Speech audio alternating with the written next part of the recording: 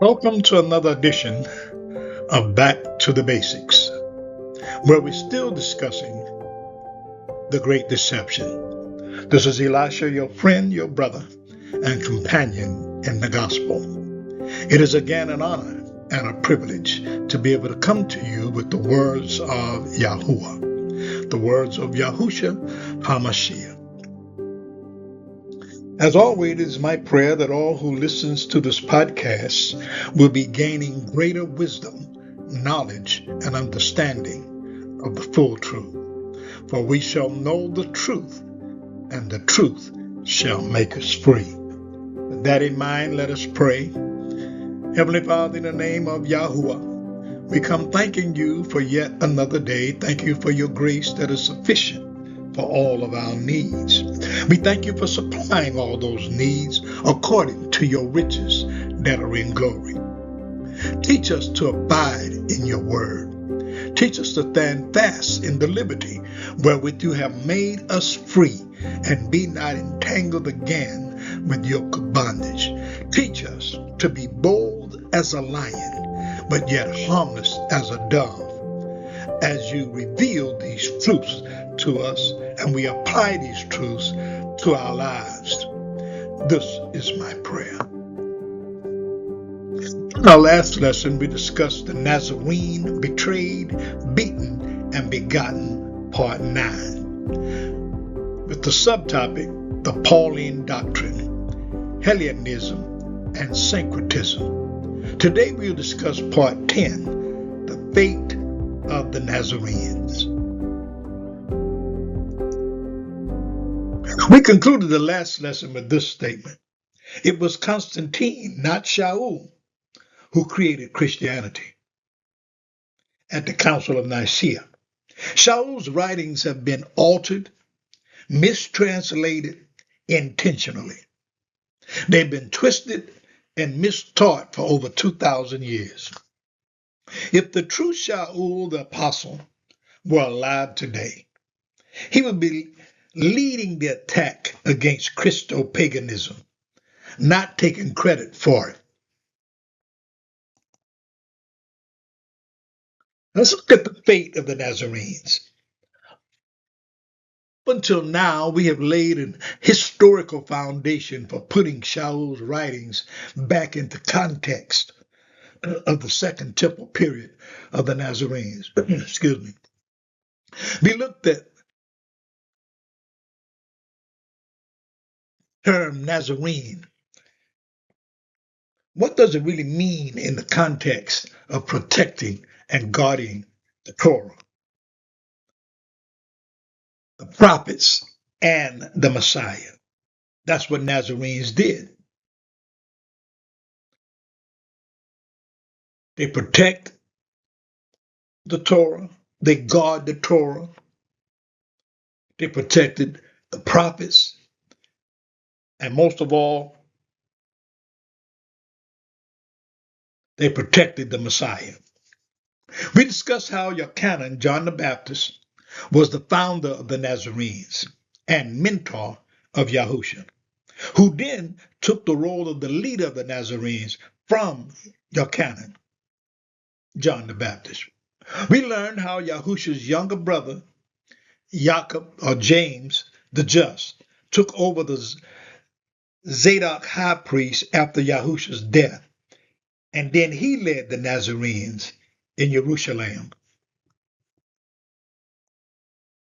Then later it was Shaul, who was the outspoken leader of the Nazarenes, who played a very significant role in the growth of the Nazarenes going into the 2nd century, which laid the foundation for what is defined a Nazarene for another 500 years.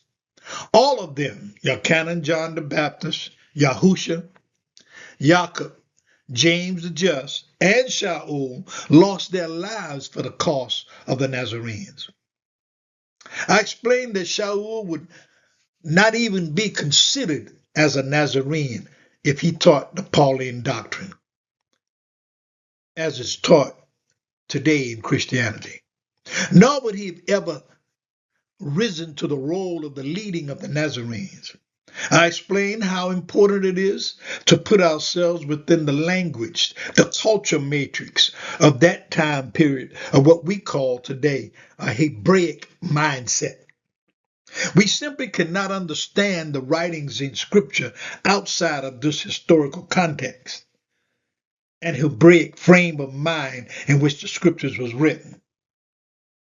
And this is why mistranslations happen.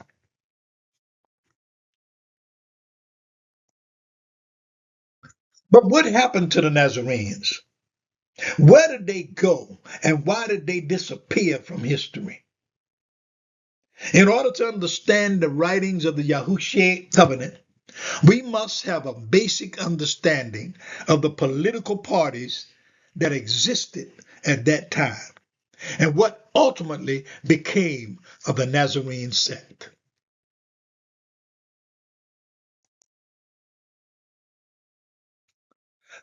Nazarenes stricken from history. The word Nazarenes was literally stricken from the Talmud and then was forbidden among the new religion that was formed by the Emperor Constantine in Rome called Christianity, which it wasn't a new religion at all. It was the mystery religion of Babylon revised. The identity of Yahusha as a Nazarene was hidden by literally twisting the scriptures to say Jesus of Nazareth instead of Yahusha the Nazarene. And it was another attempt to hide the true identity and beliefs of the followers of the branch, which was Yahusha. These facts concerning the intentional efforts to destroy history from history, the name Nazarene and what it stands for has been proven by modern scholars. Yet the Christian church refuses to acknowledge these truths because to admit them would be to admit they, the Christian church, do not follow the way or the teachings of the branch, who is Yahusha the Nazarene. The doctrine of the Christian church that founded the Pauline doctrine is an abomination to Yahuwah and is contrary to what Yahusha taught and literally contradicts the writings of Shaul. That is why we have no concept of what a Nazarene is, because the Christian church, in its pagan establishments and false teachers of Baal, did nothing to inform us of the atmosphere in Jerusalem over 2,000 years ago. There was no such thing as churches back then. There were Yahudish or Jewish synagogues and ecclesias or assemblies of Nazarenes and other sects. Church didn't even exist. It's not even a biblical concept.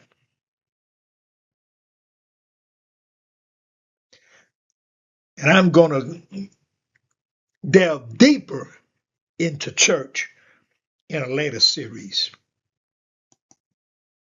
We read these sects in the Yahushua covenant, and we pretty much just read over them because we were never told how important it is to know who these sects were and what they believed.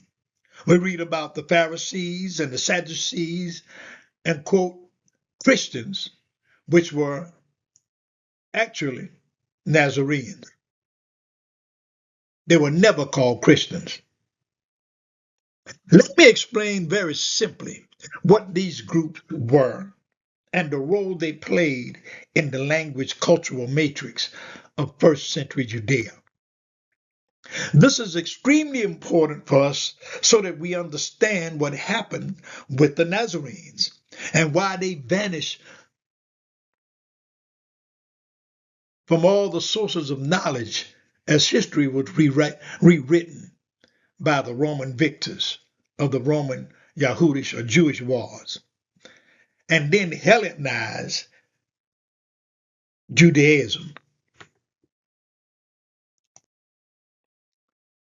Then Christo-pagan through syncretism, which is the blending of the truth of Yahweh with pagan polytheism of Hellenism.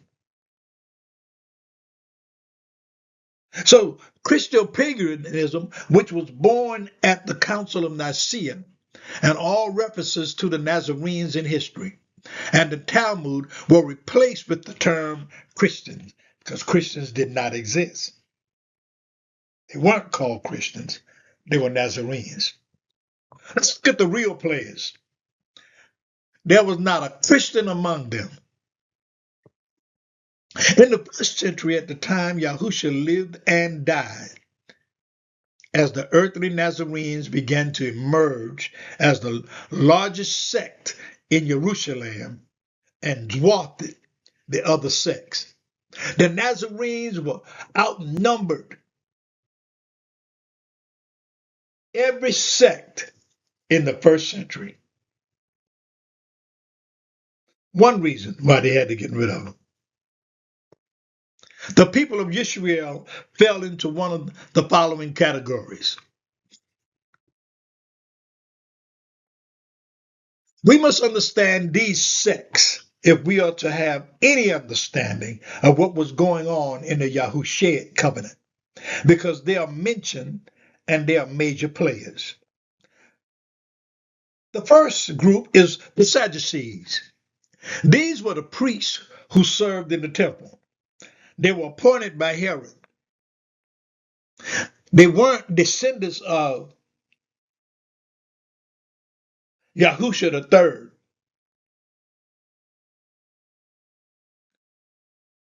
They weren't descendants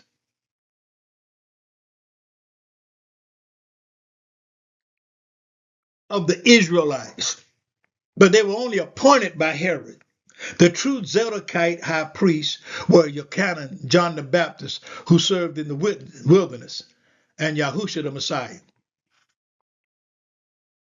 They were merely appointed by Herod. So these were the priests who served in the temple, who viewed themselves as elite and higher class. They tried to hold on to the power they once had over the government under the Mosaic law. They rejected the deliverance from their oppressors, which was wrong, by divine intervention, and they rejected the idea of a Messiah who would deliver them. These are the Sadducees. They felt that as priests in the temple, they themselves would lead humanity and restore Jerusalem to prominence through their moral authority and the purity of Yahudish or Jewish faith. They also rejected the idea of a bodily resurrection. This is the Sadducees. Now let's look at the Pharisees. They were the sages that controlled the synagogues throughout the country and identified with the people. They were a very close fraternity of teachers and preachers and were very zealous for the preservation of the Torah and were known as the teachers of the law. And what is known today, if we put them in context, comparing them to today, they would be lawyers. They were thought of as reformers as they studied the law and then applied the law to everyday life in a very practical way, leading to additions to the law that was known as Hakanats. Not only did they preserve the law, the written law, the Mosaic law, they added to the law these things called takanats. These were the core of Judaism because they controlled the synagogue system in Jerusalem, in Israel. They were very exact in their religious lives and were known as exaggerated in their tithe paying very ostentatious in their prayers, which means they put on huge displays when they prayed to impress and attract attention to themselves, much like people do today. The Pharisees were looking forward to the coming Messiah, Ben Dawid, or David, who would liberate Israel from her oppressors and establish a glorious age of peace among all men. The Pharisees believed in the resurrection and the redemption of mankind. Let's look at this another group. Now, we've looked at the Sadducees and the Pharisees. Now, let's look at the essence. This group was very mysterious and secretive, a secretive group that withdrew from the synagogues and the temple into the wilderness. Their mission was to look for, find, and protect the Messiah when he arrived. They knew the prophecies in Daniel. In other words, the original revelation that was written in the stars, the zodiac, the Maserat, the heavenly scroll, and were waiting on the arrival of the Messiah. The split from the rest of the sects about 156 years before Yahusha was born, when the other sects began working with Rome in the rule and security of Judea. Now, they viewed the Sadducees as impostors and not true heirs to the priesthood. They knew the high priest must come from the line of Zadok, as prescribed in the Torah.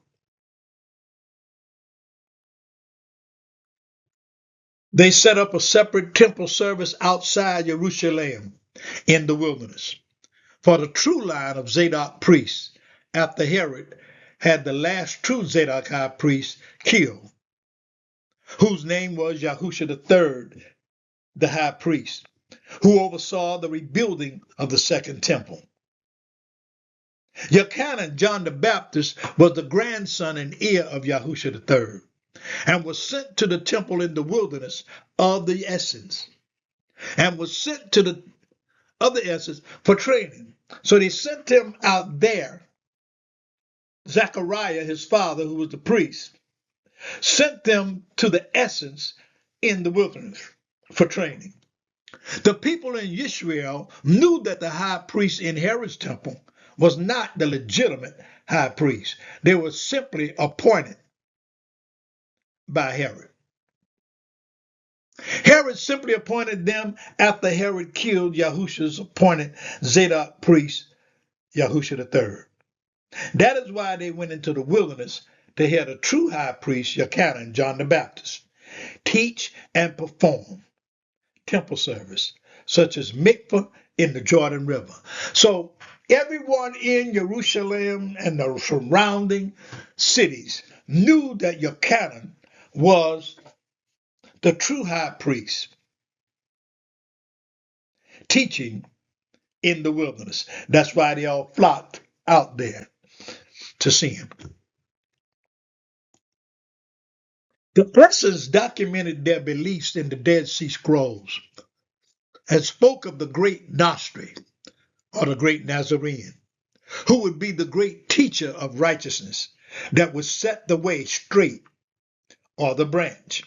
That is why the teachings of Yochanan, John the Baptist, and Yahusha were called the way. I am the way, the truth, and the life. Now, we've looked at the Pharisees, the Sadducees, the Pharisees, and the Essence.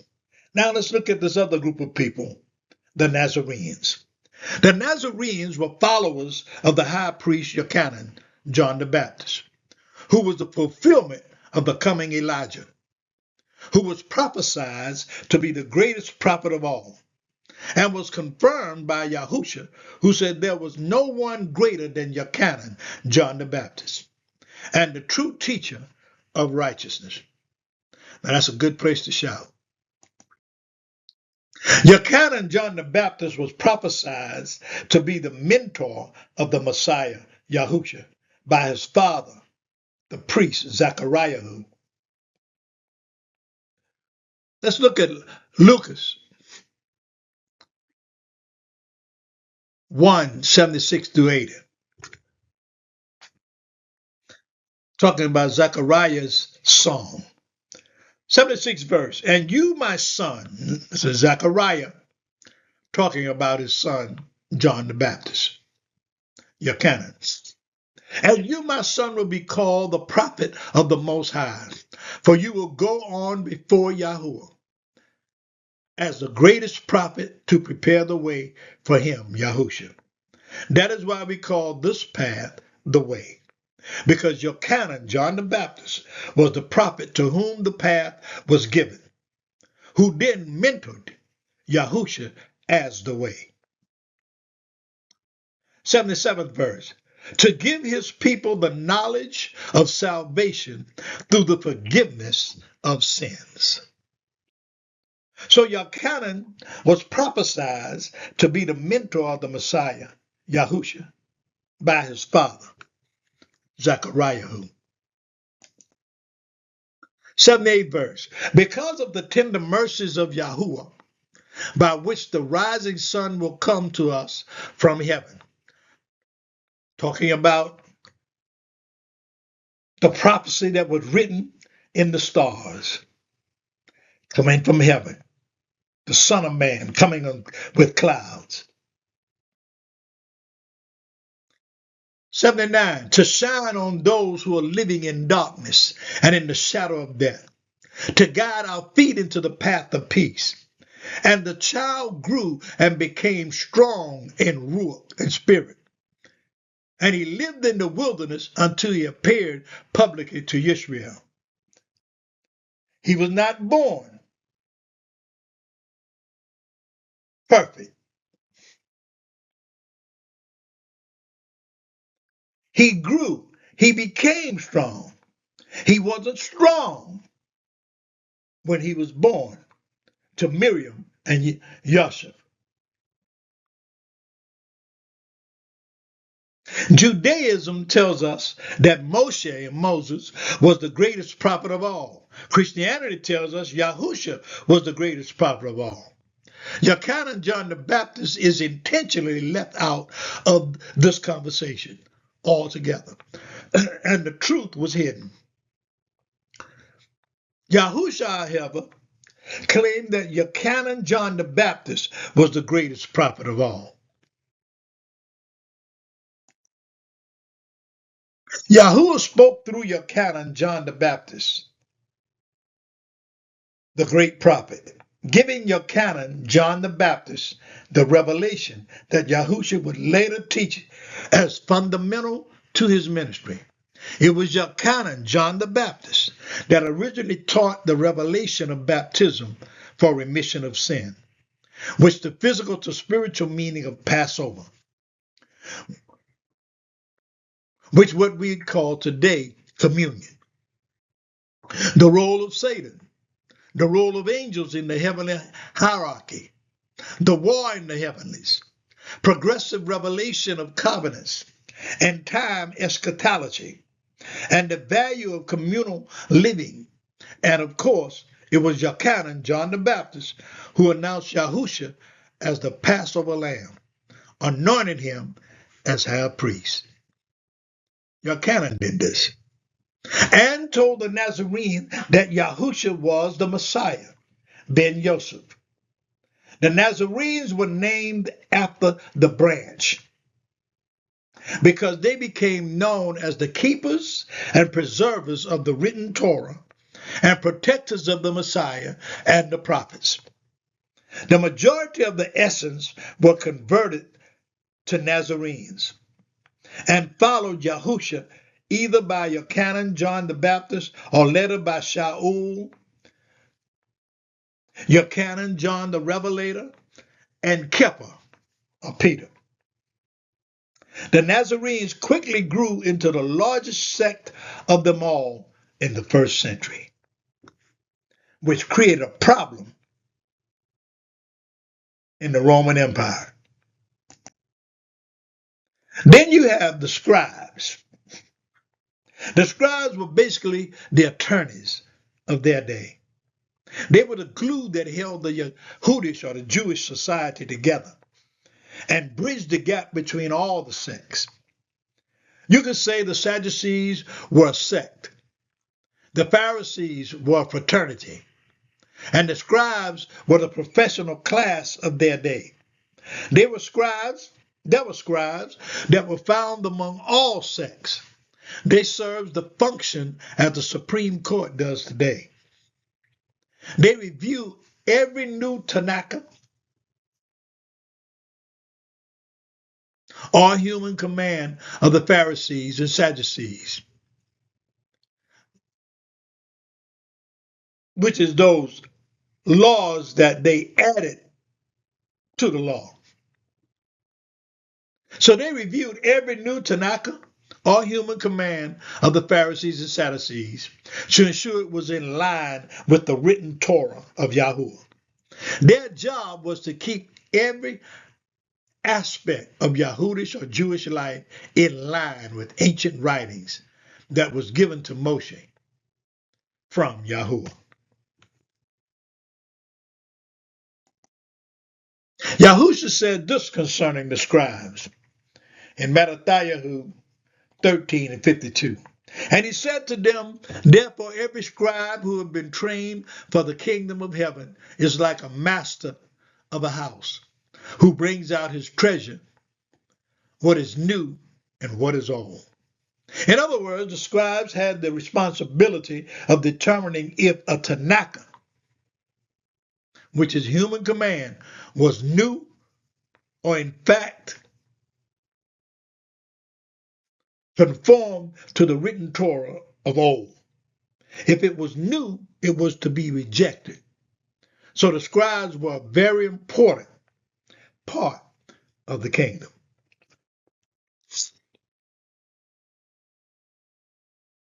Then we have the zealots. They were your freedom fighters to the Yahudims or the Jews and terrorists to the Romans. They were extremely anti-Gentile and believed that Yisrael had been contaminated by them. They took up swords, literally, to defend the Torah. They came to the forefront when the son of Herod the Great was defeated in 6 AD and Rome gained control of Israel and Jerusalem. We know of at least two of Yahusha's disciples, Simon the Zealot and Judas Iscariot, were chosen from among this sect, and it is suggested that all of the disciples were chosen from among the Zealot movement.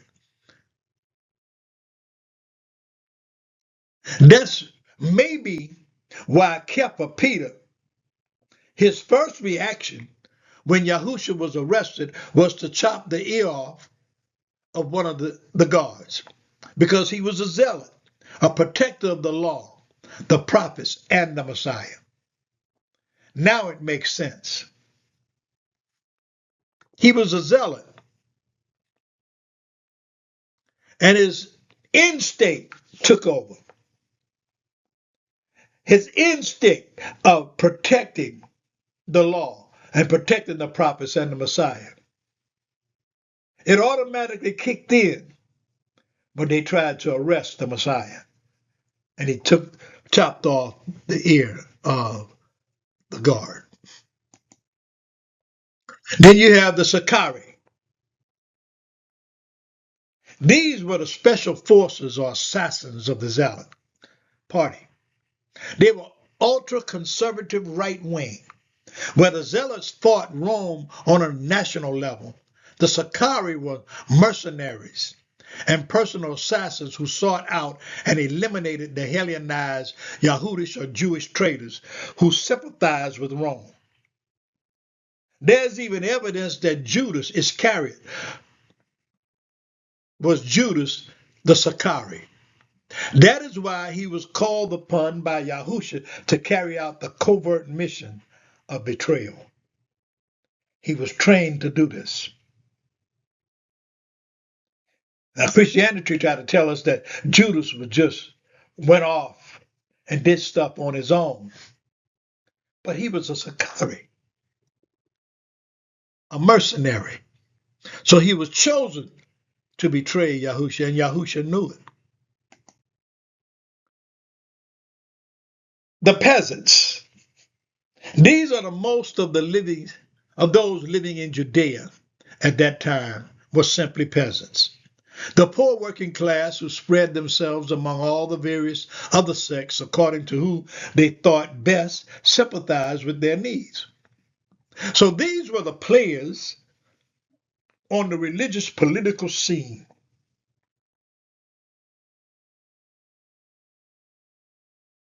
in the first century. These sects, except the peasants, only commanded about a few thousand each, except the zealots, who numbered in the few hundreds, and then the Sakari, whose numbers was extremely small. Until Yahusha came and died, the sect of the Nazarenes outgrew them all in numbers.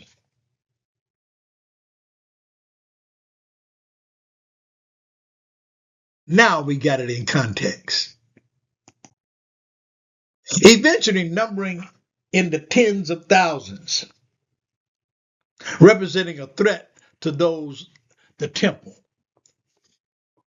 or the Sadducees, and those who controlled the synagogues, the Pharisees. So you see why they continue to bring accusations against the Nazarenes, because they outnumbered them and they feared that they would lose power. So they had to do something about it.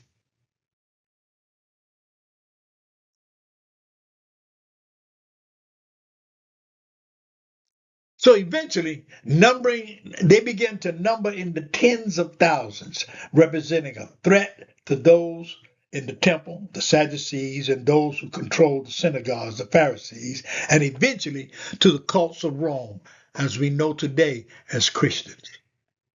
It was a real mess in the early first century with the executions of Yahusha, then the stoning of Stephen by the high priest Jonathan, who was then assassinated by the Sakari for stoning Stephen. Then Ananias, the brother of Jonathan, became high priest. And then he has James the Just, the younger brother of Yahusha the Messiah, assassinated in retaliation for his brother's death. And so when the power struggle in Israel right after Messiah's death, before the destruction of the temple, stuff got real bad for the Nazarenes after the death of Yahushua. Let's look at Judas the betrayer. Was he Judas the betrayer or Yahuda the Sakari assassin? Let me give you another example of how far we have been misled about the life of Yahushua and those who followed him. Not only were we given a Hellenized version of the Messiah known as the false demigod Jesus, not only have we been given a Hellenized version of Shaul, known to us as Paul, the ex-Jew, who created Christianity, when it was actually the pagan sun-worshipping Emperor Constantine who owns that honor. But let's look at Judas. We're told that he betrayed Yahusha and was an enemy of the Messiah in our mistranslated Greek appropriate Bibles. Judas was actually a Sakari named Yahuda. Judas is a Hellenized name. Judas Iscariot is not his name at all. He was known as Yahuda the Sakari. He was on one of those double agents of the extreme right-wing party of zealots who know the uncover agents. Oh, he's known as the uncover agents or special forces of the arm of the zealots. He was a trained assassin and a very close and devout follower of Yahusha. He was so trusted by the group that he watched over the money purse. Yes, he collected the money as they taught. Yahusha literally set up his own betrayal. But Christianity don't tell us this. And he could trust that important task that was critical to his fulfilling of his role as Messiah and dying on Passover, not Easter. He knew he could trust this important task to no one else. No other disciple of Yahushua was qualified or trained to pull off such a role of double agent as Yahuda the Sakari. Judas, I'll call him that for clarity.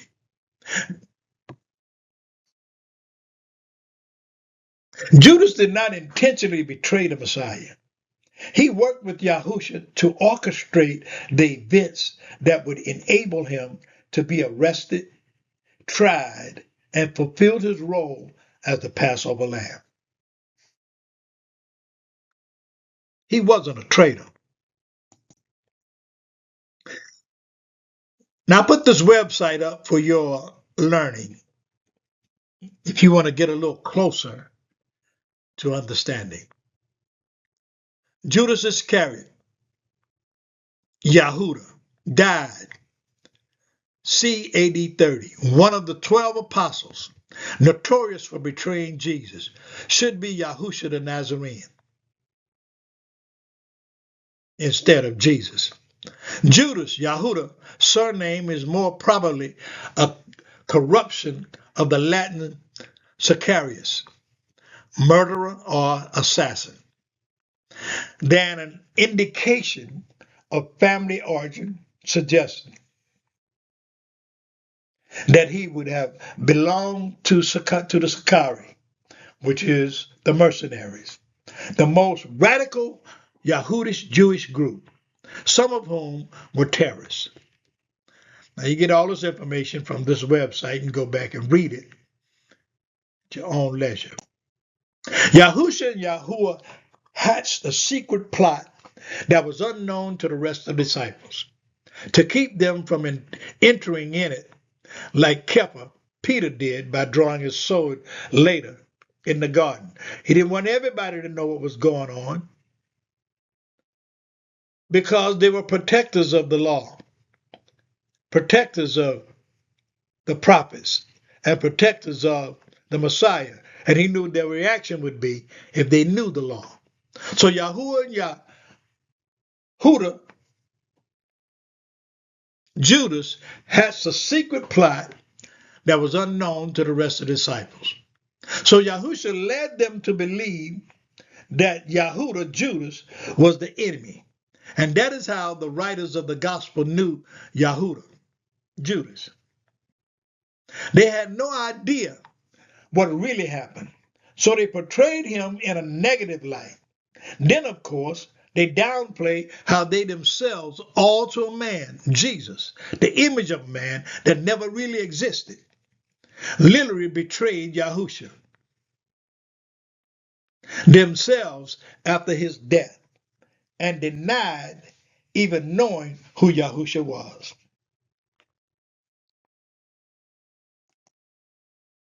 Had Yahuda or Judas not killed himself or been assassinated himself by the Sakari, which is what I believe actually happened because he was hung and gutted, I'm sure he would have eventually disclosed what really happened, and he would still be known as a devout follower and very close ally of Yahusha that he really was.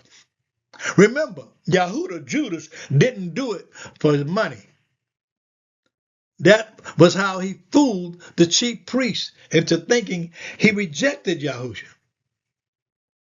A Sicarii would give his own or take another life in a heartbeat to preserve what he believed he would never sell out for a few pieces of silver. He was simply doing his job, a job only he was trained and willing to do in service to his master. The pieces of silver were part of the deception, as it was proven when he threw it back at the faces of the Sanhedrin. He said, I don't need this money. It wasn't about money, but it was about a task, a mission, a covert mission that he had to pull off.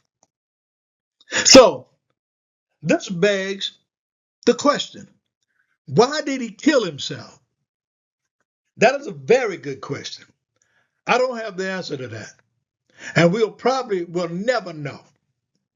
He may have been, even though it is what Yahusha wanted him to do, simply would have been unable to deal with it once he saw the extreme torture that the Messiah was put through. I doubt that Yahusha shared with him what he would be killed, or that he would be killed in such a way, or even killed at all. Yahuda, Judas, probably was just told he'd be arrested, then tried, and found innocent, which is exactly what happened. So I don't believe that Yahusha went into detail to tell Yahuda or Judas that he was going to go, not only was he going to be tried,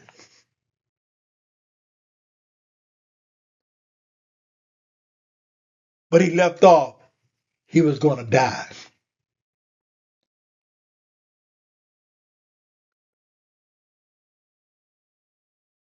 I doubt that Yahuda, Judas, had any idea the innocent verdict would be overturned in such a dramatic way. Barabbas was released and Yahusha tortured to death. I suspect once Judas saw what happened, he thought something went terribly wrong and he regretted what he had done. Or it is very possible he too was assassinated by the very Sicarii that he belonged to, because he was found hung to death, then slaughtered, gutted, which is something a man cannot do to himself.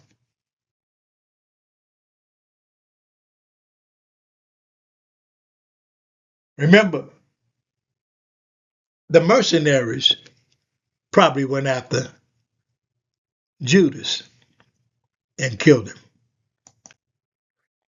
I just wanted to show you yet another example of how Rome, the Greeks, rewrote history and how we today see the Bible through the eyes of Rome.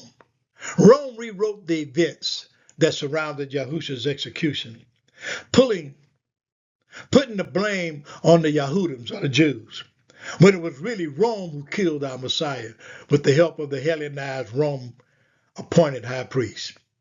Now, let's get back to the history of the Nazarenes. I want to explain what happened to them and why in only recent history we know anything about them, when they were in fact the true followers of the Messiah and composed the early assembly. So, for record, let me explain the conflict of the first century that spanned all the way into the 4th century. History that the Christo-pagan church does not want you to know.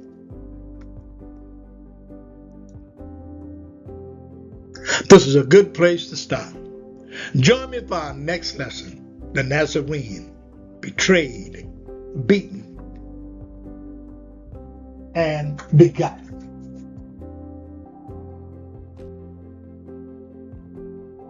Part 11, where we'll discuss the subtopic, the historical battle of the Nazarenes.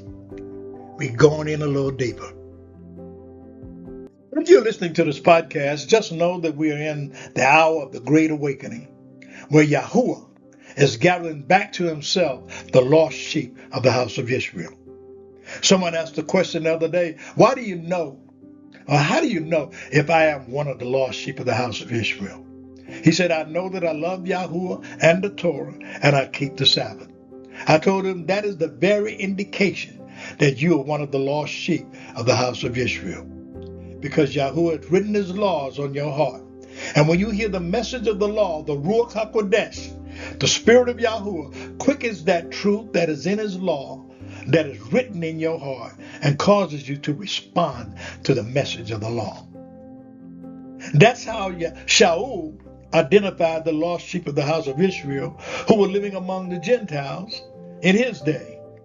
Those Gentiles who were coming out of Syrian and Babylonian captivity, who had lost their identity. But when they heard the message of the law being preached by Shaul, the law that was written in their heart was revived, and they understood their identity.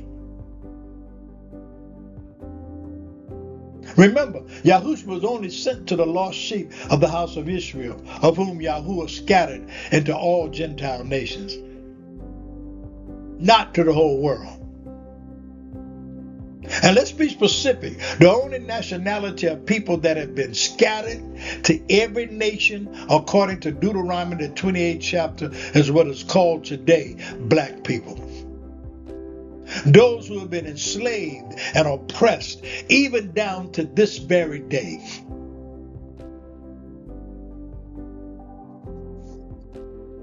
But there's another group of people that Yahuwah will identify and also receive an inheritance from the lost sheep of the house of Israel when they come into the kingdom of Yahuwah. Where Yahuwah is going to flip the script, where the oppressor will become the oppressed and the oppressed will become the oppressor.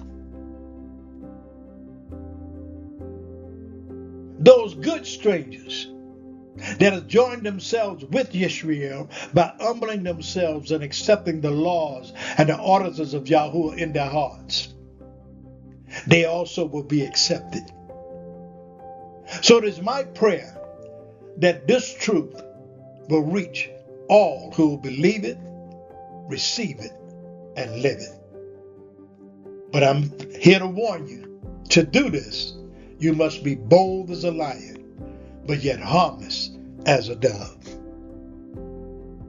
Again, I want to thank all of you who've been following me from day one and listening to this podcast. I know without a shadow of a doubt that your life has been changed forever, as countless others, including mine, has. And if you're listening for the very first time, I don't believe it's by happenstance that you found this podcast, but rather by divine appointment. Yahuwah knew that you had questions that needed to be answered. And he had been dealing with you for some time now. Now he has allowed you to find this podcast where you can know the full truth. And if that is you, don't forget to hit that subscribe button so you can get all the lessons that you missed. When you hit the subscribe button, I want you to toggle all the way down to the very first lesson. And I want you to listen to each one of them in sequence. Don't jump around, because I don't want you to miss and get the revelation that's contained in these lessons. So listen to each one of them in sequence. Matter of fact, you can binge watch. Binge listen to all of these things, and I guarantee your life will be changed before you get to very far into this series. Again, don't forget to leave your comments. Your comments are very important to me. I listen to each and every comment, and I respond to each comment. Some of your comments have blessed me tremendous, and I thank you for sharing.